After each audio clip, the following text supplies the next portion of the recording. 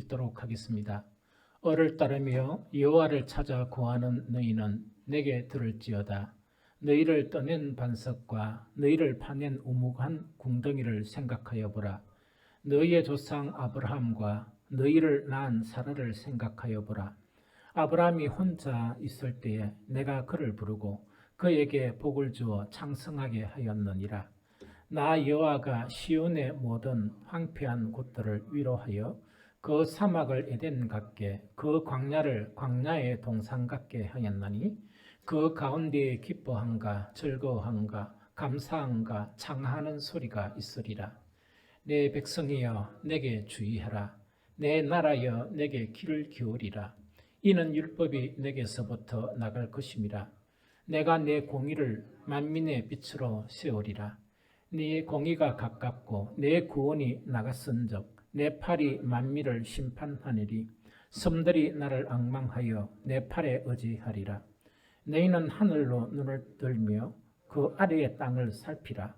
하늘이 연기같이 사라지고 땅이 옷같이 헤어지며 거기에 사는 자들이 하루살이같이 죽으려니와 나의 구원은 영영이 있고 나의 공의는 폐하여지지 아니하리라.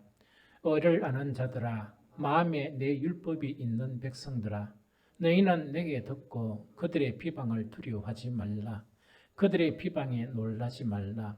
옷같이 좀이 그들을 먹을 것이며 양털같이 좀벌레가 그들을 먹을 것이나 나의 공의는 영원히 있겠고 나의 구원은 세세에 미치리라. 아멘. 이 시간 우리 함께 간절하게 기도를 먼저 하도록 하겠습니다. 먼저 말씀을 전하는 저에게는 하나님께서 학자의 허를 주시도록, 그래서 오늘도 좀 난해한 그런 말씀이지만 여러분들이 잘 이해할 수 있도록 말씀을 전할 수 있도록 도와달라고 기도하고, 여러분들에게는 우리의 귀뿐만 아니고 심령의 귀가 열리게 해달라고 간절히 기도합니다. 또한 뭘 기도하는 거니까 말씀이 그냥 이 설교로 끝나는 게 아니고 이 말씀대로 사는 능력을 여러분들 각자에게 주시도록 하나님께 간절하게 기도부터 먼저 드리고 말씀을 전하도록 하겠습니다.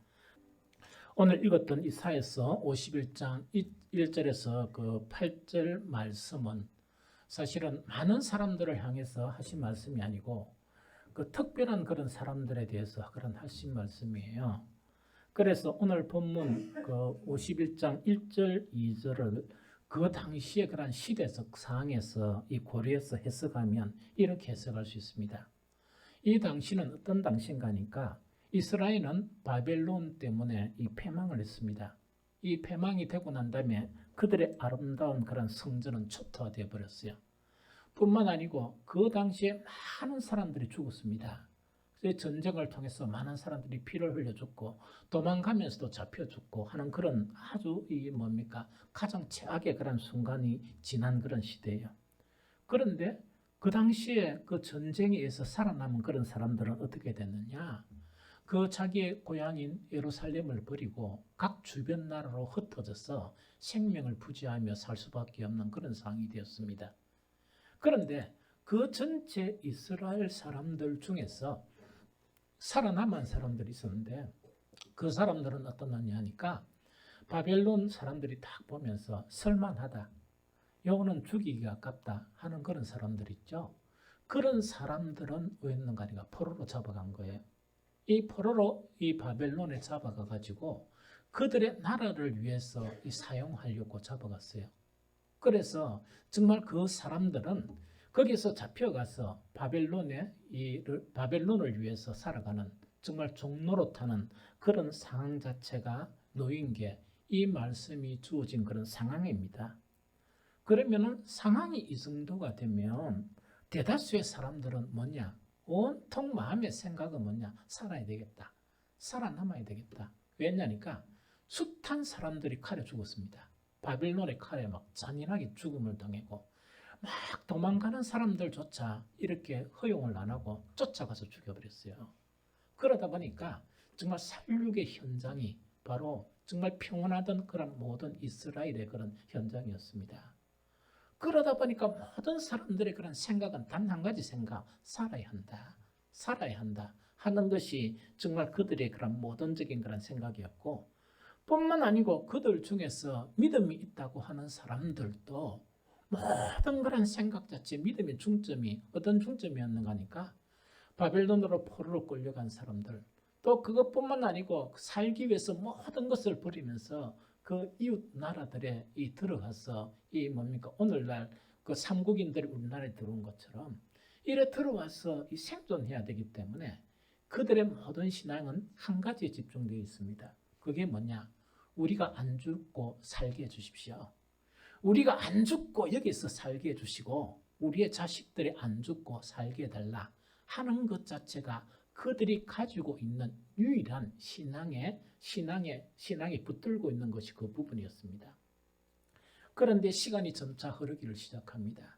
흐르기를 시작하면서 흩어진 민족들이 소아시아나 유럽이나 혹은 팔레스틴 그 주변국이나 또한 북아프리카 모든 이 나라에 이렇게 이제 흩어진 거예요. 흩어지고 그 당시에 좀 똑똑하고 그 당시에 좀 잘난 사람들은 어디로 갔느냐? 그나마 바벨론으로 끌려가서 어떻게 하고 있느냐? 종로로 타고 있는 거예요.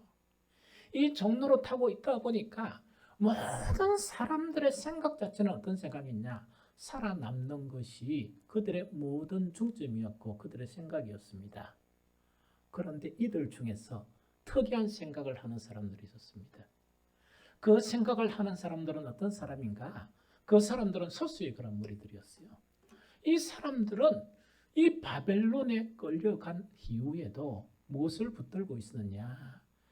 정말 이 뭡니까? 에레미야가 이 바벨론 포로 기간은 70년밖에 안 되고 이 바벨론 포로가 끝나면 너희들은 이 예루살렘으로 다시 돌아가게 된다. 그 말씀을 굳게 붙들은 거예요. 굳게 믿음으로 붙들었을 뿐만 아니고 이들은 보편적인 사람들이 뭐냐? 살기 위해서 몸부림치고 기도도 살기 위해서 기도를 하고 하나님을 붙드는 것도 살기 위해서 하나님을 붙드는 그 보편적인 사람들의 신앙을 초월을 했습니다.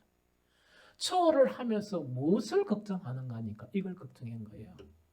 하나님은 분명히 우리들을 다시 예루살렘으로 돌려보내는데 정말 죽은 사람들이 너무 많고 살아있는 사람들은 다 흩어져 버리고 딴 바빌론의 포로가 된 그 사람들을 헤아리 봐야 이 사람들의 숫자가 그렇게 많지 않고 대부분들의 사람들의 그런 생각은 뭐냐?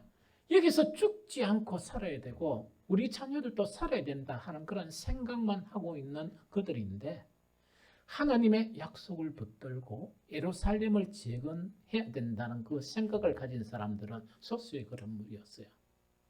그러다 보니까 이들은 어떤 걱정을 하는가?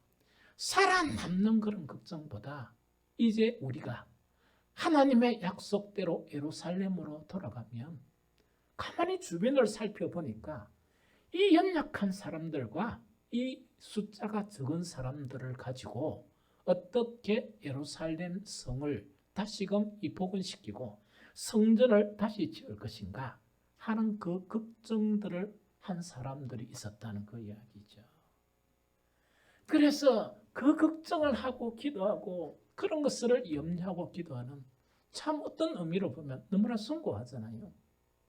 종로로 타는 그런 사람들이 거기서 모든 사람들은 다 이 시류의 편성에서 어떻게 하면 바벨론에 잘 비어서 어떻게 하면 돈을 더 많이 벌고 우리 자녀들을 좀 편안하게 살게 해줄까 그렇게 걱정하는데 그 중에서도 아주 특이한 사람들 어떤 사람들인가 나라를 걱정하고 다시금 예루살렘의 그런 회복을 걱정하면서 걱정하는 그런 무리들이 그들의 무리들이다 하는 그 이야기입니다. 우리나라도 지금 보면 많은 사람들이 교회의 장래를 걱정하고 있어요. 뿐만 아니고 이 나라의 그런 장래를 보면서 참 걱정하고 있어요. 요즘 젊은 사람들이 뭘 하는가? 결혼을 안 하는 사람들이 너무 많아요. 뿐만 아니고 결혼을 하더라도 아이를 안 가지려는 그런 젊은 부부들이 너무 많아요. 1차적인 문제가 교육비도 문제가 되지만 이 암울한 세대를 보니까 아이들에게 희망적인 것 자체가 전혀 안 보이거든요.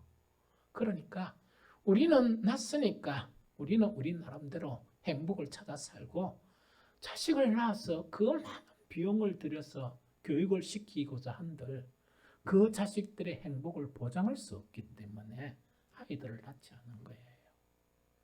이런 그런 시대 속에서 정말 그 당시에 많은 그런 살아남은 그 사람들이 자기들의 안위만 가지고 또 자기들의 그런 삶의 문제만 가지고 고민하는 그들이 아니고 우리 모든 빛과 소금교회 성도들은 이 시대에도 자기 안위보다 정말 하나님의 나라를 더 생각하고 또 자기의 그런 생존의 그런 문제보다 하나님의 약속의 말씀을 더 붙들면서 이 일을 성취하기 위해서 우리가 어떻게 할 수 있느냐 그런 아름다운 생각과 아름다운 고민을 하는 아름다운 성도들이 되시기를 예수 그리스도 이름으로 축복합니다. 그래서 그 당시에 오늘 말씀을 시작하기 전에 이사야서 51장 1절에서 이 8절까지 말씀은 뭐냐? 대다수의 사람이 아니고 극히 소수의 사람. 하나님이 보시기에 너무나 마음이 기쁘고 하나님이 보시기에 그 믿음이 너무나 인정되는 그 소수의 사람들에게 이렇게 선언한 말씀이 이사야를 통해서 이렇게 말씀하신 것이 오늘 본문의 말씀이에요. 그래서 오늘 본문의 말씀 1절 2절에 보면 1절에 보면 이렇게 시작하고 있습니다. 어를 따르며 여호와를 찾아 구하는 너희여 이렇게 시작하고 있어요. 이거는 뭐냐니까 많은 사람들이 살아남은 사람들이 뭐냐 자기들의 살아가는 문제만 급급히 생각하고 있는 그 상황 속에서 무엇을 생각하는가? 하나님의 의를 따르는 그런 무리들이었다는 이야기죠.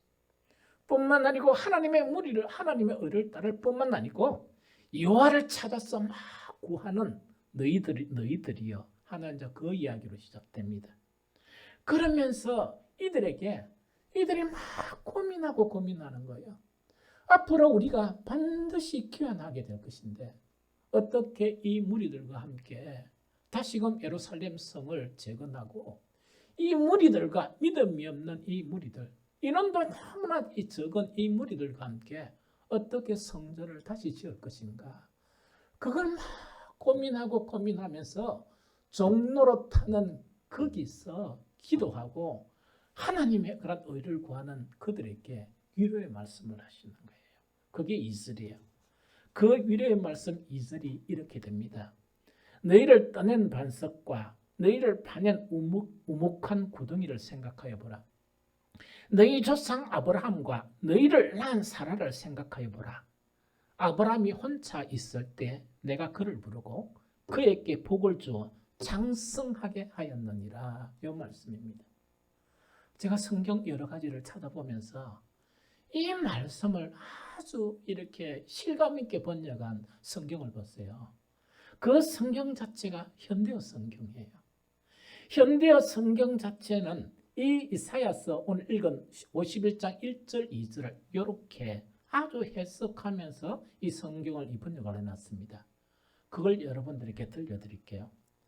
바벨론의 포로 생활 속에서 여호와께 충성하면서도 그들의 숫자가 너무 적어서 고향으로 돌아간다 하여도 무슨 소용이 있겠느냐고 절망하는 이들에게 주께서 위로를 주셨다. 민족의 해방을 기다리며 나 여호와께 도움을 구하는 모든 이들아 내 말을 똑똑히 들어라. 너희가 본래 어떤 조상에게 태어났는가를 생각하여 보아라. 너희를 떼어낸 바위는 아브라함이 아니냐. 너희를 길어 올린 샘물은 사라가 아니냐. 너희 조상 아브라함과 너희를 낳은 사라를 생각하여 보아라. 내가 아브라함 한 사람을 불러 그에게 복을 주어 그의 후손이 큰 백성을 이루게 하였다. 이 말씀이에요.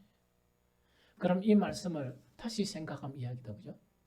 그 당시에 자기 아니만 생각하지 않고 자기의 그런 생존 문제만 생각하지 않고 하나님의 일을 생각하며 근심하는 그들에게 뭐라고 이야기했느냐. 너희들이 보기에는 숫자가 너무 적게 보이느냐. 너희들이 보기에는 예루살렘에 귀환하면서 성전을 다시 세우고 예루살렘 성을 다시 회복하는데 이 사람들이 너무 작고 연약하다고 생각하느냐? 너희 민족을 생각해보라. 그렇게 하는 거예요, 하나님이. 너희 민족을 세운 사람은 단 두 사람이다. 아브라함과 사라인데 그 두 사람을 통해서 하나님의 능력으로 장성한 그런 민족을 이루지 않았느냐? 멸망하기 전에, 그죠? 그와 마찬가지로 너희들의 생각에는 사람의 숫자가 너무나 적고 믿음을 가진 충만한 그런 사람이 너무나 적다 할지라도 나 여호와 하나님이 하시면 능히 그 일을 이룰 수 있다 하는 위로의 말씀이. 그래서 걱정하지 마라 하는 그 위로의 말씀을 누구를 통해서? 이사야 선지자를 통해서 이미 예언하신 그런 말씀이다 하는 이 이야기입니다. 이 말씀은요, 이 시대에 국한된 그런 말씀만이 아니에요. 성경의 모든 말씀은 뭐냐? 현재의 말씀이에요.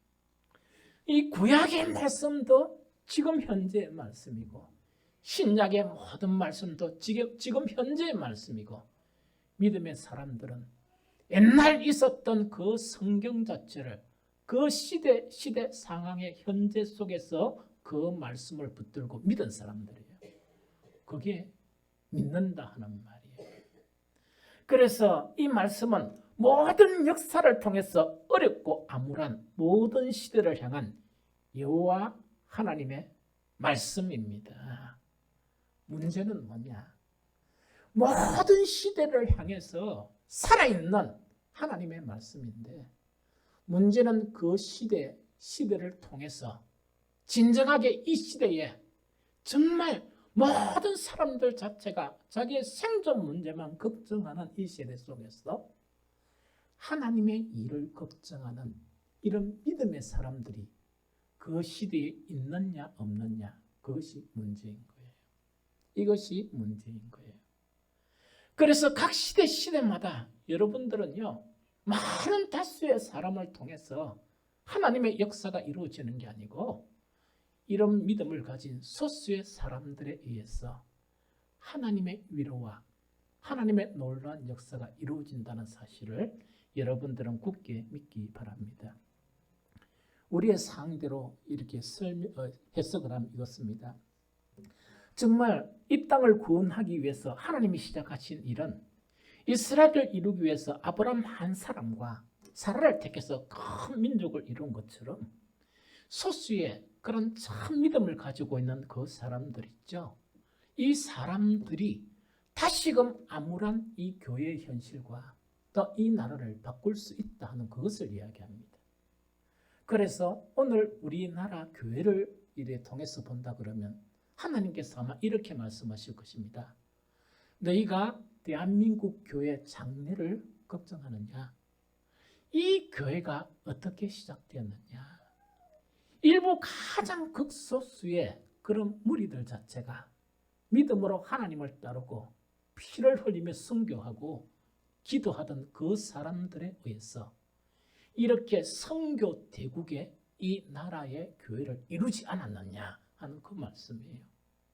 그래서 너희들은 들어보니까 이 앞으로 우리 교회 문제를 생각하니까 너무나 걱정이 되고 우리 자식들이 만약에 이 교회를 개성했어 혹은 우리 이 기성층에서는 이 젊은이들이 앞으로 이 빛과 소금교회를 개성하면 정말 저들이 어떻게 할 수 있겠느냐 그렇게 걱정하고 염려하지만 이 놀라운 교회와 선교 대국을 이룬 이것은 많은 숫자가 아니고 그 당시에 일부의 믿음의 그런 사람들 정말 숫자가 적은 그런 사람들에 의해서 이런 놀라운 선교 대국의 나라가 되었다 하는 그것을 말씀하시는 거예요.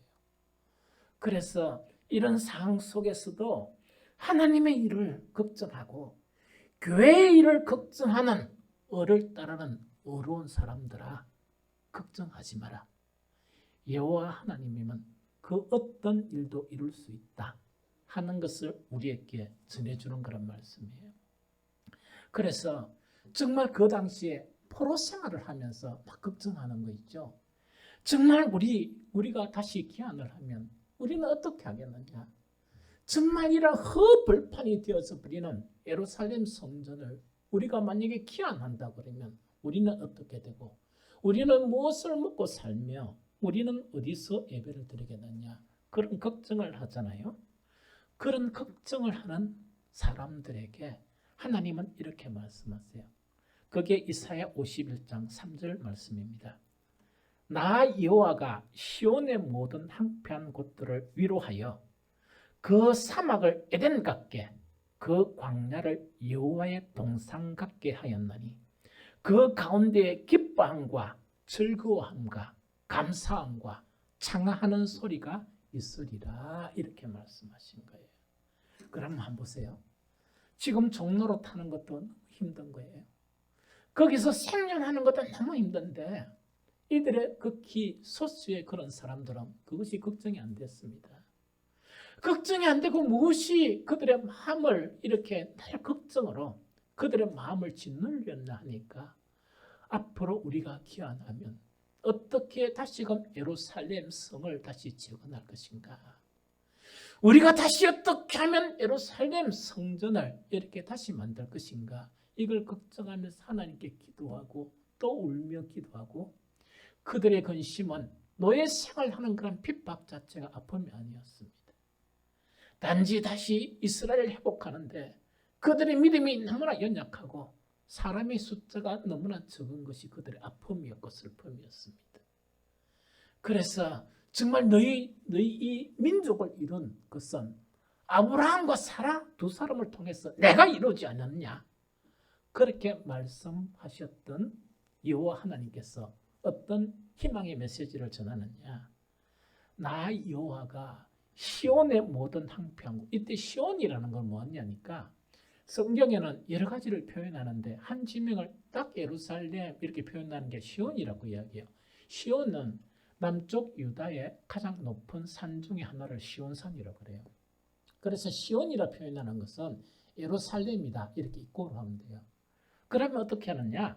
나 여호와가 예루살렘의 모든 황폐한 곳들을 내가 친히 위로해 주겠다는 그 이야기입니다. 그 사막을 뭐같이 만들겠다고요? 완전 전쟁에 의해서 초토화되어 버린 그 사막 같은 곳을 무엇으로 만들겠다? 에덴 동산처럼 다시 만들어주겠다.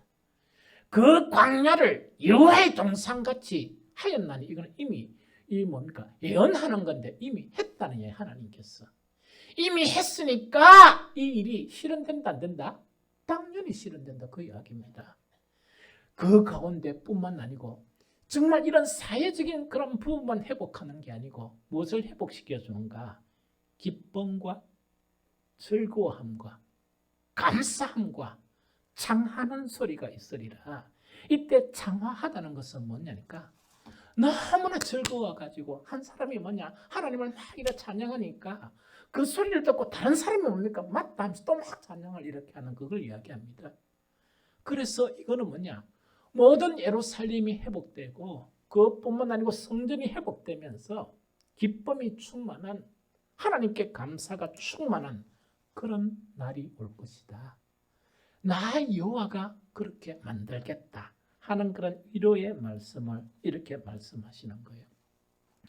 여러분들 오늘날 코로나 바이러스를 통해 가지고 이 땅의 교회에 일어났던 그런 일들에 대해서 일부 정말 주님을 살아가는 이 경건한 이 목사님들은 다른 관점에서 교회를 걱정합니다. 그 관점에서 걱정하는 것이 제가 한 번씩 말씀드린 것처럼 어떻게 우리나라 기독교가 오면서 어떤 분들이 이렇게 이야기해요. 전쟁 속에서도 죽음이 앞에 있는데도 주일 이렇게 예배문을 닫지 않았다는 이야기거든요. 순교하면서 지켰다는 이야기거든요. 그런데 아무것도 아닌 코로나 바이러스를 통해서 정말 성전문이 다 닫혀버리는 이런 상황을 이야기하면서 뭐냐니까 여러 가지 문제들을 이야기해요. 예배가 하나님이 더 이상 받으시기 싫다. 이거는 뭐냐? 예배가 너무나 형식적이고 이스라엘에 망하던 예배 형태와 같이 똑같다. 오늘날 예배가 겉은 너무나 화려한데 하나님을 향한 진정성이 사라져버린 그런 예배, 그런 예배를 하나님께서 더 보기를 싫어하셨다 하면서 징계의 문제로 이야기하는 거예요. 정말 그것뿐만 아니고 예배는 당연히 하나님이 임재하면 하나님의 은혜가 막 이렇게 나타나야 되는데, 옛날 초기 우리나라 교회는요, 이렇게 대형교회고 시설이 없고 아름답지 않은 그런 교회에서도 은혜가 충만했었어요. 제가 가만히 생각하니까 제가 20대 후반에는 뭐냐, 그 당시에 교회에 나가지고 아마 청년 한 몇 명과 함께 이 기도를 했는데 어떻게 했느냐 하니까, 우리는 기도하면서 겨울에 이거 털고 이러잖아요. 그는 마룻바닥에 아무것도 없었어요. 또 턴다는 거 그때 없었던 것 같은 거 잘 몰라요. 왜냐면 교육관에서 기도했으니까. 그러면 어떻게 했는가 하니까 아예 그 기도로 갈 때 양말 2개 신어요. 양말을 2개 신고, 그 다음에 옛날에 니비 압니까? 니비 내부 아로로 입고, 옛날에 옷이 따뜻한 것이 뭐냐, 오리털 이런 건 없었고 스펀지 비슷한 걸 이어가지고 이 재봉틀 해놓은 거 있죠. 그럼 안에 옷을 입고 그걸 이렇게 덮으시고 이제 회사 마치고 밥 먹고 저녁 한 9시 반이나 이래 되면 그때부터 기도 시작하는 거예요. 기도를 시작하는데 겨울에 추운 겨울에 있잖아요. 기도를 하는데 안쪽에 어떤 현상이 벌어지느냐, 너무 추운 그 겨울에서 막 이렇게 기도를 하는데 난중에는 왜 다른 거니까 너무 더워가지고 옷을 하나씩 벗는 거예요. 그것도 슬펐어요. 그래도 땀이 다 비었습니다. 정말 숙소의 그런 인원 자체가 아무도 찾지 않는 그 성전에서 그렇게 기도하는데도 추웠다는 생각은 안 나고 너무나 혹독히 더웠던 겨울이다 하는 그 생각이 나요. 뿐만 아니고 목회를 하기 전에 한 번씩은 너무나 마음이 또 너무나 힘들어가지고 제가 청년들 한 몇 명하고 가나안 기도원에 상기도 갔었어요. 상기도 갔는데 보통 도착하는 시간이 좀 일찍이면 저녁 10시, 늦으면 한 11시 도착을 하면, 왠지는 기도원 측에서 뭐냐, 우리가 가면 언제는 불이 꺼져 있어요. 비가 좀 올라가고 이럴 때 불을 꺼져버리는데 우리가 불을 켜는 걸 못 찾아 이러니까 관리하는 분이 딱 불러가지고, 불은 여기 스위치만 켜면 불이 옵니다, 산에. 왜냐하면 깜깜한 산에 어떻게 올라가요? 그래서 그까지 나중에 가르쳐줘요. 그런데 그 겨울에 산에 올라가면 얼마나 바람이 세게 부릅니까? 그런데 곳곳에 어떤 데는 비닐 덮으시고 널리하겠죠. 기도하는 사람들이 있었고, 때로는 좀 날씨가 우중충하면 사람이 없는데 우리가 그 바람 불고 하는 그 산 위에서 기도를 하는데 추웠다는 생각이 안 드는 거예요. 추웠다는 생각이 안 드는 거예요. 그래서 정말 생활하면서 지치고 하던 그 사람들이 거기서 기도하면 내려올 때는 은혜 충만을 가지고 내려오는 거예요. 반주도 없고 아무 의식도 없고 아무 체계도 없는 속에서 그 가로수 거기서 우리가 찬양을 하고, 그 다음에 성경을 이렇게 나누고, 그 다음에 간단하게 이 말씀을 나눠주고 기도를 하는 거예요. 그래도 그것이 그렇게 뜨거웠고 그것이 그렇게 은혜스러웠습니다. 그런 모든 배경이 아마 정말 나이가 한 50쯤 되어서 목회의 길로 가게 하는 그런 이 배경이 되지 않았느냐 하는 그런 생각을 하게 됩니다. 그래서 하나님께서 지금 이 땅의 교회의 현실을 정말 너무나 힘들게 걱정하면서 기도하는 정말 의를 따르는 그런 사람들에게 하나님께서 어떤 위로를 하시느냐, 이렇게 위로를 하시는 것 같아요. 이 구약의 말씀이 너희의 예배는 장차 신령과 진정의 예배가 회복될 것이다. 이게 얼마나 희망찬입니까? 교회만 오면, 요새 사람들은 보면 이렇게 교회만 오면 혹수로 뭡니까? 잠이 잘 오죠. 그래서 어떤 사람들은 뭐냐, 주님의 품이 너무 따뜻했어, 이렇게 잠이 잘 온다, 이렇게 하는 사람도 있어요. 그건 아니고 정말 이 신령과 진정의 예배가 다시금 회복이 된다. 뿐만 아니고 여호와를 찾는 너에게 다시 은혜의 풍성함이 임하는 그런 교회가 된다 하는 그 희망의 말씀이요. 세 번째, 우리 각자에게 메말랐던 너희의 심령이 생수의 강이 정말 풍성한 성령의 역사가 이루어질 것이다. 여러분들 희망한데요? 막 꿈 같은 이야기입니까? 그 다음에 네 번째 뭐냐? 언제나 주님의 도움과 인자심이 너희들을 이끌어 갈 것이다. 다섯 번째, 너희에게는 이 세상이 주는 기쁨이 아닌 주님으로부터는 기쁨이 넘치고 산 소망이 풍성하게 될 것이다.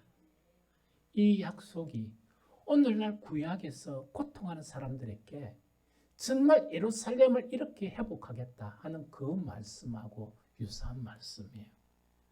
그래서 우리의 모든 성도들은요, 지금 이 시대의 교회가 아무리 힘든 상황이고 우리 교회에서도 제가 느끼는 것은 뭐냐, 앞으로 교회에 앞날을 진정으로 걱정하는 사람들이 있다는 걸 기도하면서 느껴요. 없는 게 아니거든요.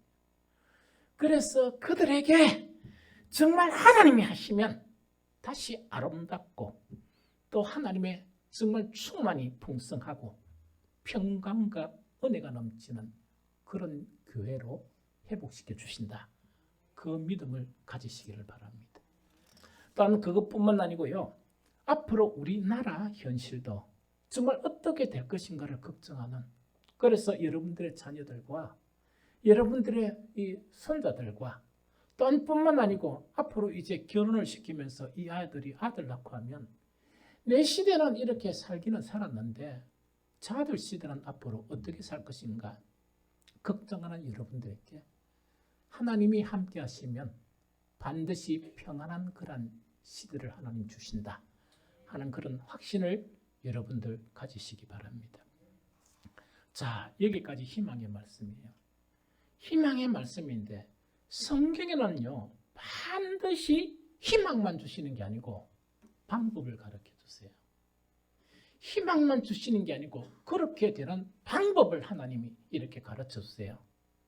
지금부터 그 방법을 오늘 본문에서 그 방법을 찾으려고 그래요. 아주 간단하게 말씀하세요. 그게 뭐냐니까 이사야서 51장 4절이거든요. 이사야서 51장 4절에는 이 개역 개정에는 이래 되어 있습니다. 내 백성이여 내게 주의하라. 내 나라여 내게 귀를 기울이라. 이는 율법이 내게서부터 나갈 것입니다. 내가 내 공의를 만민의 빛으로 세우리라. 이래 되어 있습니다. 그럼 요거를 갖다가 세 번역에 보면 이래 되어 있습니다. 제가 읽어드릴게요. 나의 백성아 나에게 귀를 기울여 나에게 귀를 기울여라. 나의 백성아 내 말을 귀담아 들으라. 법은 나에게로부터 비롯될 것이며 나의 언은 만백성의 빛이 될 것이다. 이 말씀이에요. 여러분들 오늘 정말 여러분들의 이 심령의 귀를 열어서 하나님의 말씀에 귀를 기울이시기 바랍니다. 오늘 요 하나님께서 하시는 이 말씀을 믿으시기를 바랍니다. 아주 간단합니다. 어떤 간단한 거니까 내가 다시 예루살렘을 회복하고 내가 다시 예루살렘 성전을 다시 회복하고 그 예루살렘의 모든 백성이 기쁨이 다시 회복되고 모든 사람들이 감사하고 찬양하게 되는 날이 올 것인데 지금 너희가 어떻게 하면 되느냐? 하나님께만 귀를 기울이고 하나님 말씀만 들어라. 그러면 그렇게 될 것이다. 이 이야기입니다. 여러분들요, 어떤 사람들은 이 말씀을 제가 너무 많이 전하거든요. 왜? 성경의 핵심이니까 말씀으로 돌아가야 된다. 이 말씀을 그래 많이 이래 전해도 믿음이 없는 거예요. 어떻게 믿음이 없느냐? 하나님께서 그런 놀라운 회복을 주신다 그러면 우리가 획기적인 헌신을 하나님께 드리든지 혹은 이상한 어떤 것을 하나님께 드리든지 그렇게 해야 되지. 너무나 단순하지 않습니까? 하나님에게 귀를 기울이고 하나님의 말씀만 들으면 그렇게 된다는 그 자체가 너무나 단순하지 않습니까? 이렇게 믿음이 없는 사람들이 오늘날 대부분의 성도들이에요. 그래서 이 말씀도 누구에게 가느냐? 그 당시에 하나님의 일을 걱정하는 진정한 하나님의 을을 따르는 그 사람들에게 너희들이라도 말씀으로 돌아가라. 너희들이라도 딴 거 보지 말고 하나님의 말씀만 붙들고 그 말씀대로 살면 그런 날이 반드시 올 것이다. 그 예언의 말씀입니다. 이것이 예언의 말씀이거든요. 그래서 어떤 사람들은 신앙생활하면서 엉터로 이상한 생각을 해요. 어려운 거를 하나님께서 해야 잘 된다. 잘 될 것 같다. 그럼 뭐냐? 이렇게 했으면 오늘 목사님의 입술에서 정말 금식을 선포하고 우리 모든 사람들이 어린아이들과 함께 일주일 금식하고 또 지나가서 뭐 일주일 금식하고 이렇게 해가지고 하면 우리 아이들 장래 문제가 회복이 되고 교회가 신령한 교회로 다시금 회복이 된다. 이렇게 하면 이해가 되는데 그게 아니고 느닷없이 뭐냐니까 늘 듣는 설교의 말씀 가지고 그 말씀에 마음을 기울이고 그 말씀대로 살면 그렇게 된다니까 너무나 쉽지 않습니까? 이렇게 생각하는 사람들이 많아요. 그런데 너무 쉬운 게 아니고 금식하는 것보다 어려워요. 금식하는 것보다 어렵습니다. 그걸 제가 설명해 드릴게요. 한 가지 예를 들면 정말 이스라엘 자녀 교육의 방법에 쉐마라는 게 있어요. 이 쉐마라는 것은 뭐냐? 즉 요새는 이스라엘 이 자녀 교육이나 자녀 잘 안 하지만 우리가 젊었을 때는 뭐냐? 전 세계의 모든 학문, 전 세계 모든 금융, 전 세계 모든 핵심적인 것, 특히 그 당시가 강대국이 미국이었으니까 그걸 딱 모든 걸 잡고 있는 민족이 누구냐? 유대인들입니다. 그래서 유대인들이 움직이지 않으면 잘 안 돼요. 그래서 뭐냐니까 그 당시의 모든 자녀 교육 자체에 관심을 가진 게 이 쉐마 교육이에요.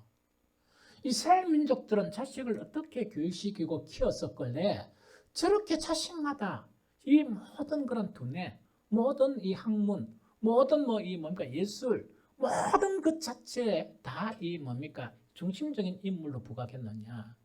그러면서 이스라엘 자녀 교육에 대해서 많은 이 나라가 그것을 본받기 시작했습니다. 이스라엘 자녀 교육의 중심은 쉐마예요. 쉐마란 것은 두 가지로 번역할 수 있어요. 들어라. 들어라. 누가 누구한테 말한 겁니까? 여호와 하나님이 이스라엘 민족에게 들어라. 그게 쉐마예요. 그래서 쉐마 이스라엘이라는 것은 이스라엘아 들어라. 이렇게 해석할 수도 있습니다. 그러면 쉐마 교육에 있어서 가장 핵심되는 내용 자체가 어디 있느냐? 신명기 6장에 있습니다. 제가 읽어드릴게요. 이게 너무 잘 아는 거예요. 신명기 6장 6절 9절입니다. 오늘 내가 네게 명하는 이 말씀을 너는 마음에 새기고 신명기 6장 4절 5절입니다. 내용은 신명기 6장 4절 5절 제가 읽어드릴게요. 이스라엘아 들으라. 이게 쉐마예요. 쉐마 이스라엘. 이스라엘아 들으라. 우리 하나님 여호와는 오직 유일한 여호와시니 너는 마음을 다하고 뜻을 다하고 힘을 다하여 내 하나님 여호와를 사랑하라. 요 간단한 내용입니다. 요 간단한 내용이 이스라엘 쉐마 교육의 아주 중점인 내용입니다. 그런데 여호와 하나님께서는 모세를 통해서 어떻게 이 교육을 실행하라고 요구해 나가니까 그게 신명기 6장 6절 9절입니다. 잘 들으세요. 오늘 내가 너희에게 명하는 이 말씀이란 것은 뭐냐? 이스라엘아 들으라. 우리 하나님 여호와는 오직 유일한 여호와시니 너는 마음을 다하고 뜻을 다하고 힘을 다하여 내 하나님 여호와를 사랑하라. 요 간단한 내용입니다. 요거를 갖다가 자녀들에게 어떻게 가르치라 되어 있는 거니까 신명기 6장 6절 9절입니다. 오늘 내가 네게 명하는 이 말씀을 너희 마음에 새기고 네 자녀에게 부지런히 가르치며 집에 앉았을 때든지 길에 갈 때든지 누워있을 때든지 일어날 때든지 이 말씀을 강론할 것이며 너는 또 그것을 내 손목에 메어 기호를 삼으며 네 미간에 붙여 표로 삼고 또 내 집 문설주와 바깥문에 기록할지니라. 이렇게 되어 있습니다. 자 봅니다. 복잡한 내용이 아니에요. 아주 간단한 내용입니다. 마음과 뜻과 힘을 다해서 여호와를 사랑하라고 이 메시지입니다. 이걸 갖다가 어떻게 가르치라고 하는 거니까 가르치는 네 마음에 톡 새겨놓고 네 자녀에게 부지런히 가르치는데 집에 앉아가지고 텀이 날 때마다 이 말씀을 가르치고 또 길에 외출할 때도 이 말씀을 가르치고 또 저녁에 잘 때 딱 누워가지고 이 말씀을 가르쳐주고 일어날 때에도 이 말씀을 가르쳐주고 또 너는 이것만 하는 게 아니고 정말 이것을 갖다가 손목에 딱 메어주고 손목에 메어주고 이마에 붙이고 문설주와 기둥에 이 말씀을 붙여서 들어가고 나올 때마다 이 말씀을 딱 보게 하라. 이 이야기입니다. 이 이야기입니다. 여러분들 정말 제가 이 설교를 갖다가 만약에 한 6개월 주일 계속한다 그러면 여러분들의 반응이 어떨까요? 아마 디비질 겁니다. 목사님 제발 그만하세요. 살려주세요. 이 들었으니까 살려주세요. 이렇게 할 것입니다. 그러면 왜 하나님께서 이 간단한 메시지를 이렇게 강조하고 이렇게 강조하고 가르쳤느냐? 요 말씀대로 살기가 너무나 힘들기 때문에 가르친 거예요. 다시 이야기할게요. 이 말씀대로 사는 것이 너무나 힘들기 때문에 가르친 거예요. 자, 이 말씀을 가르친 배경은 뭐냐? 단디 들어보세요. 400여 년 동안에 이스라엘 민족은 애굽의 종노릇했어요. 주인이 아니었어요. 처음부터 비주류, 종들이었어요. 종들이니까 책임감이 있습니까? 없습니까? 책임감이라는 건 손톱만큼 없는 사람들이고 일시인 거 하면 되고 먹을 거 있으면 주면 되고 자락하면 자면 되고 일나라하면 일어나면 되고 그래 살았어요. 그러고 난 다음에 이들을 해방시켜서 어디에 또 있었느냐? 40년 동안 광야에 살았습니다. 그 40년 동안 광야에 살다 보니까 얼마 지나니까 모든 게 다 떨어졌습니다. 하나님이 만나를 주시면 만나 먹으면 됐고 매출하기 주시면 매출하기 먹으면 되고 그 다음에 가라 이러면 일어나 행군하자 이러면 행군하면 되고 오늘 머물러 하면 머물르면 되고 쉬라 하면 쉬면 되고 그뿐이었습니다. 여기서 할 일이 별로 없었어요. 그래서 하나님 시킨 대로 하는 그것밖에 할 일이 없습니다. 얼마나 경건한 줄 압니까? 별로 광야에서 할 일이 없어가지고 모세가 회막에 기도로 딱 들어가잖아요. 들어가면 모든 백성들이 그 자기의 천막 있죠. 문 앞에 나와가지고 모세가 그 들어가면 하나님께 기도하는 그것이 그들의 일상이었습니다. 할 일이 없었어요. 그런데 이들은 이제 가나안에 들어가는 거예요. 가나안에 딱 들어가면서 여호와 하나님께서 모세를 통해서 많은 것도 말고 요 핵심적인 말씀을 가르치는데 기회 있을 때마다 가르치라. 앉았을 때 가르치고 밥 먹을 때도 가르치고 일어나면 가르치고 잠자리 들 때도 가르치고 혹시 그래도 잊어버릴까 싶어가지고 문설주 손목에 메어주고 이런 거죠. 이마에 붙이면서 이 말씀을 가르치라 하는 그걸 이야기합니다. 그 이유를 설명할게요. 이렇게 하기가 너무나 힘든 현실이 들어온 거예요. 종로로 탈 때는 시키면 시킨 대로 하면 됐고 광야에 살 때는 하나님 시킨 대로 이끄는 대로 가면 됐습니다. 이렇게 되는 이들에게 어디에 들어가느냐? 딱 들어가는 곳이 뭐냐니까 이 가나안에 들어가는 거예요. 가나안에 딱 들어가니까 완전 생활이 바뀌었습니다. 뭐가 바뀌었느냐? 그들에게 광야 생활에는 일용할 양식만 있으면 충분했습니다. 왜? 만나가 떡 떨어지는데 욕심이 나가 많이 몰랐고 많이 챙겨가니까 남은 거 썩었습니까? 안 썩었습니까? 냄새나고 처지고 다니는데 창피하고 그래서 40년 동안 어떤 교육이 철저했느냐? 일용할 양식만으로 사는 그 훈련이 된 사람이에요. 딴 거 필요 없었어요. 그런데 이 사람들이 가난에 딱 들어가니까 어떻게 되는 거니까 하나님께서 일렬 먹을 이 양식을 주셨으면 그것만 이렇게 가 있으면 광야에서는 그게 가능했거든요. 딱 보니까 사람들이 창고를 짓거든. 창고. 그래서 몇 년 동안 먹을 음식을 창고에 쌓아놨거든요. 그런데 그들이 보니까 폼 잡고 그만하고 막 이래 하거든요.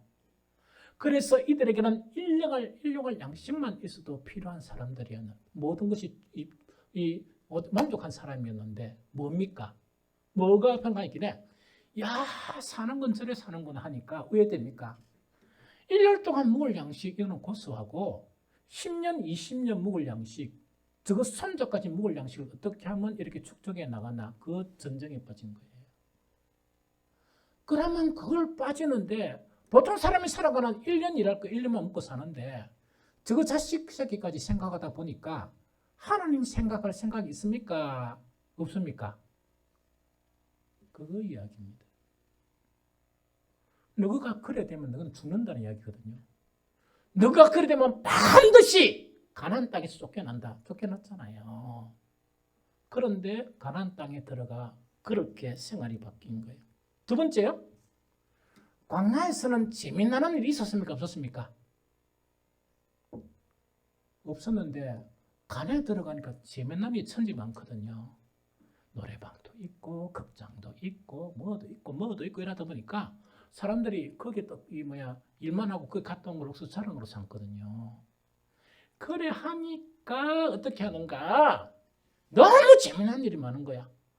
재미나는 일 때문에 바빠가지고 여행은 쉬기 위해서 갔다 오는 거잖아요. 그런데 얼마나 열심히 여행 다녔는지 여행 갔다 오면 몸살이나. 뿐만 아니고 음식을 적당히 먹어야 되잖아. 그 적당히 뭐라 하면 그 순종합니까 안 합니까? 특히 어디 가면요. 무한 리필 가면 몇 사람 있을 거예요 아마. 제가 직접 탁 가기 전에 자제합시다 이렇게 하는데도 편집하지 마세요. 이래가 집에 가서는 뭡니까? 소화제. 그 다음에 빨리 온천 좀 빨리 갑시다. 이런 거 있죠. 그게 뭔 이야기입니까? 그게 행복입니까? 그런 생활로 빠지다 보니까 하나님 기억하겠습니까? 안 하겠습니까? 그게 어려워요. 그래서 광야에서는 쉬운 일이 가나안에서는 너무 어렵게 되는 거예요. 세 번째요. 이것 때문에 다 빠져버려요. 이 가나안에 가니까 토착민족들이 자기들이 성공하는 세상의 비결이 축적되어 있는 거예요. 성공하는 비결이. 처음에는 뭐냐니까 여러분들 저게 강야에서 성공하고 안 하고 하는 비결이 필요합니까? 필요합니까? 만나도 더욱도 안 되고 아무것도 안 되는데 또 이래서 옮겨야 되는데 가만히 보니까 성공하는 비결 자체가 형성이 되어 있는 거예요. 인터넷이 없지만 인터넷 이래가 형성되어 있는 거예요. 딱 돼 있다 보니까 뭐 해야 되겠습니까? 하나님의 말씀을 따르겠습니까? 쉽게 보이는 성공하는 비결을 따르겠습니까? 뭣도 모른 척합니까? 다 하고 있으면서 너무 쉽게 하나님의 말씀을 잃어버리고 하나님을 잃어버리는 거예요. 그래서 쫄딱 망하는 거예요. 그래서 망하는 사람들은 항상 망한 줄 모르고 그것도 있다 아닙니까? 아무리 말기는 거 더 열심히 해요. 더 열심히 하다가 이제 쫄딱 망하는 거예요. 누구처럼? 바벨론의 포로를 당한 이스라엘 민족처럼 망하는 거예요. 그래서 간단한 하나님의 말씀 이걸 가지고 시시때로 가르치고 이 손목에도 메고 이마에도 붙이고 댕기고 그 다음에 뭡니까? 문설지도 기록하고 늘 기억하라. 하나 이것이 뭐냐? 너희들은 쉽게 여호와 하나님을 잊어버리기 때문이다. 그 이야기입니다. 너희는 너무 쉽게 가나안에 가면 반드시 하나님을 잊어버리고 그리고 너희들은 나의 민족에서 쫓겨나게 된다. 버림을 받게 된다. 하는 그 예언의 말씀이 요 말씀입니다. 좀 기억합니까? 그래서 집에 앉았을 때든지 길에 갈 때든지 누워있을 때든지 반복해서 이것을 가르치고 시행하라는 그 말씀이에요. 우리 빛과 소금교회 성도 여러분, 여러분들은 세상의 희망입니다. 그리고 우리 교회 100%는 다 그렇지 않지만 제가 아까 이야기했죠. 영적으로 느끼기로는 우리 성도들 중에서도 이스라엘의 남은 자처럼 하나님의 일을 걱정하고 내 안이나 내 삶보다 앞으로 교회 일을 걱정하는 성도들이 있다는 걸 느껴요. 그래서 한 번씩은요. 혼자 고독하게 이렇게 목회를 하면서도 외롭지가 않아요. 그러면 우리가 할 수 있는 일은 뭐냐? 우리나라 모든 그리스도인들은 못 그럽니다. 왜? 이미 세상에 젖어 있어요.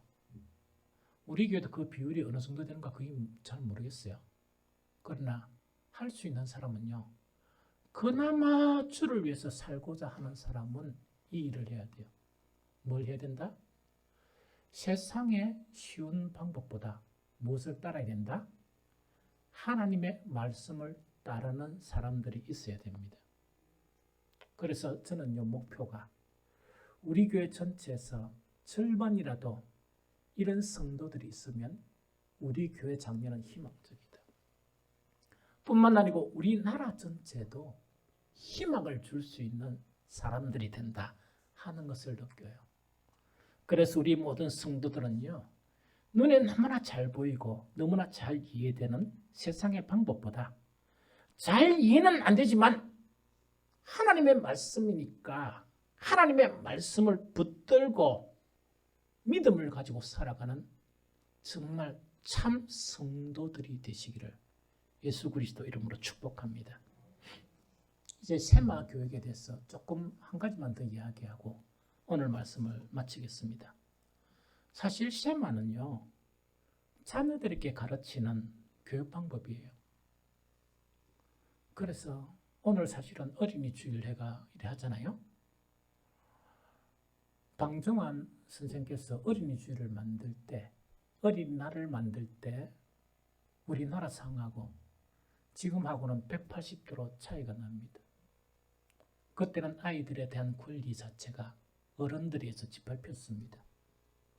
아이들은 정말 보호받지 못했고, 아이들은 양육받아야 되는데 양육받지를 못했고, 또한 아이들이 교육받아야 되는데 교육의 기회를 가지지 못한 그런 가운데 정말 그것을 각성하기 위해서 세운 날이 어린이날입니다. 그런데 오늘날 어린이날은 그 취지하고 완전히 달라졌습니다. 제가 느끼는 것은 오늘날 이 세대의 주인은 얼라들입니다. 얼라들입니다. 특히 우리나라에서 얼라들 있죠. 어린이들은 가장 복된 나라에 살고 있는 아이들인지도 모른다 하는 그런 이 생각이 듭니다. 요즘은 어린이날이란 것이 새롭게 재정립이 돼야 됩니다. 이대로 가면 안 된다는 생각이 들어요. 여러분들요, 지금 우리 아이들을 그래 키우는데 지금 문제는 뭐냐니까 대부분의 사람들이 걱정하고 있는 문제가 있어요. 그 문제가 제일 첫 번째 뭐냐? 앞으로 우리나라가 우리 아이들이 잘 살 수 있는 나라가 될까 하는 것이 첫 번째 의구심이에요. 두 번째는 더 큰 의구심이 있습니다. 이거는 뭐냐? 우리 지금 갓난 아이들이 앞으로 이제 성장을 하면서 우리 교회가 참 신앙을 가질 수 있는 교회일까? 이 두 가지가 가장 근심되고 가장 걱정이 되는 현실이 오늘 현실이에요. 저도 우리 아이들뿐만 아니라 우리 손자 걱정을 많이 하는 거예요. 걱정을 많이 하는 게 그 두 가지 걱정입니다.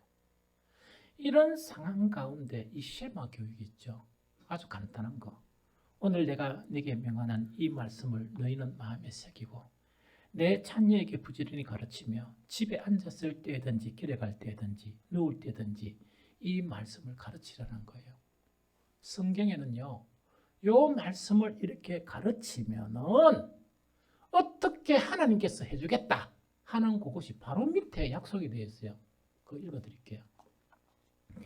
네가 건축하지 아니한 크고 아름다운 성읍을 얻게 하시며 네가 채우지 아니한 아름다운 물건이 가득한 집을 얻게 하시며 네가 파지 아니한 우물을 차지하게 하시며 네가 심지 아니한 포도원과 감람나무를 차지하게 하사 네게 배불리 먹게 하실 때에 너는 조심하여 너를 애굽 땅 종되었던 집에서 인도하여 내신 여호와를 잊지 말고 네 하나님 여호와를 경외하며 그를 섬기며 그 이름으로 맹세할 것이니라 하는 요 말씀입니다. 문제는 뭐냐니까 지금 하나님이 계신데 가장 문제는 지금 어른들의 믿음의 문제예요. 특히 젊은 부모들의 믿음의 문제예요. 하나님의 이 말씀대로만 가르치면 정말 건축하지 않은 그 아름다운 성읍을 얻게 하시고 채우지 아니하는 아름다운 물건이 가득한 집을 갖게 하시고 파지 아니한 우물을 차지하게 하고 포도원과 감람나무를 차지하게 하고 먹고 살기에 배부르도록 해주겠다 하는 하나님의 진리의 말씀을 안 믿는 거예요. 이걸 안 믿으니까 제께에 속고 있는 거예요. 지금 가장 무서운 것은 뭐냐? 그 믿음이 없는 부모, 믿음이 없는 어른들이 문제지 아이들이 문제는 아닙니다. 그래서 오늘날 젊은 부모들은 어떻게 하느냐? 아이들 장래를 위해서 하나님이 가르치라는 것은 안 가르치고 뭘 하느냐? 아이들의 장래를 위해서 조기 교육을 시킵니다. 그래서 어른들이 노동하는 것처럼 아이가 뭐 몇 살만 되면 학원을 너무 많이 다니가 지쳐가지고 있답니까? 얼굴이 노랑땡땡하여가 그래 만들어요. 왜? 그것이 아이들의 장래를 보장하는 것처럼 믿고 있는 거예요. 말씀은 안 믿고. 세상 사람들이 그래 하는 건 이해가 되지만 어떻게 하나님을 믿는 부모들이 그런 어리석고 미련한 짓을 합니까? 그건 참고로 해야지. 적당히 해야지. 그게 신앙 같으면은 그걸 어떻게 하나님을 믿는다 이야기합니까? 아이들 망치는 행위입니다. 두 번째, 아이들의 성적을 위해서 어떻게 하는가? 주일 성수는 이거는 뭐냐? 밥 먹듯이 나구나. 심심하면 빼먹게 만들어요. 주일날은 쉬게 해야지. 쉬면서 또 자기 생활 좀 하게 하고 때로는 놀기도 하고 예배 드리고 이래야 되지. 어떻게 학원 때문에 교회 시간을 지금 마음대로 조정하고 교회 주일 성수도 못하게 만드는 그런 신앙 가지고 어떻게 아이들을 키웁니까? 그것이 문제예요. 그것이 가장 불행의 씨앗을 뿌리는 겁니다. 세 번째, 아이들이 이라면 정말 저 아버지가 이 감치도 이야기도 안 들어주면서 자기 아이가 하면 다 들어줬답니다. 아이들은요 교육을 시켜야 돼요. 또 아이들은 통제를 해야 됩니다. 아이들이 하는 대로 다 해주면 여러분들 평생 아이들 뒷구문이 쫓아다니면서 시중될 겁니까? 언젠가는 여러분들 떠나는데 TV에서 희한한 사이코들 있죠. 사이코들이 바로 뭐냐? 부모들이 방치한 아이들입니다. 믿음도 없고 하나님에 대한 신앙도 없고 이런 사람들이요. 그래서 지금 이게 뭡니까? 어린이 주일은 재해석이 돼야 됩니다. 어떻게 되느냐? 이 암울한 세대에서 아이들의 장래를 위해서 다시 말씀 교육으로 돌아가야 합니다. 쉐마 교육으로 돌아가야 합니다. 그래서 그 아이들이 강하게 되면서 믿음으로 살도록 해야 됩니다. 주일학교 예배요. 프로그램 아무 소용 없습니다. 프로그램은 부수적인 것이지 그게 주업이 돼서는 안 돼요. 제 마음속에 있는 거 이야기할까요? 주일날 반복해서 하나님의 말씀을 들려주고 좋아하든 싫어하든 아이들은 다 싫어합니다. 게임 좋아하고 놀이 좋아하고 그러면 그대로 따라가랍니까? 그게 신앙이에요? 성경의 방법이에요? 아닙니다. 듣든 안 듣든 감치든 놀든 계속 말씀을 들려줘야 돼요. 뭐를 가지고? 믿음으로. 계속 아이들을 위해서 축복 기도해줘야 돼요. 그것이 오늘날 교회에서 할 수 있는 중요한 일인데 우리 모든 부모들과 교사들은 이 말씀을 마음에 새기기 바랍니다. 왜? 아이들의 장래를 위해서. 여러분들이 너무나 신뢰하는 세상 풍속을 참고만 하지 너무나 따르지 말기 바랍니다. 그래서 아이들에게 금과 같은 귀한 믿음을 물려줘야 돼요. 그러고 조금 더 나아가서는 뭐냐? 아이들은 조금 고생스럽게 크는 게 이 세상을 이길 수 있습니다. 저는 아이들 키울 때 절대로 이상의 것을 안 줍니다. 있어도. 왜? 고생해보라고. 고생해보라고.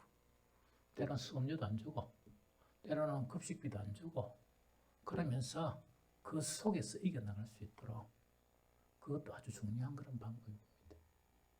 그래서 이것을 전수해야 다음 세대의 우리 아이들의 진정한 행복을 줄 수 있는 그런 부분입니다.